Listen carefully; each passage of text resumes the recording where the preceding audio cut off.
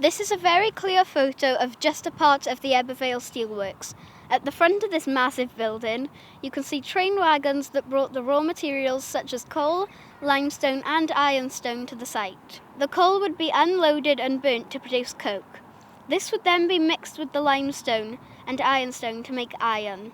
The iron would be sent all over the world where it was used to create all sorts of items, including railway tracks, so good could be shipped by trains. Once iron is made, it can also be used to create steel, which is a far lighter metal and can be used as such things as tin cans, which are used to store food. What's also interesting about this photo is the row of houses in the bottom right-hand corner. Can you imagine what it must have been like having a chimney that tall in your back garden? Or what about a railway line right next to your front door?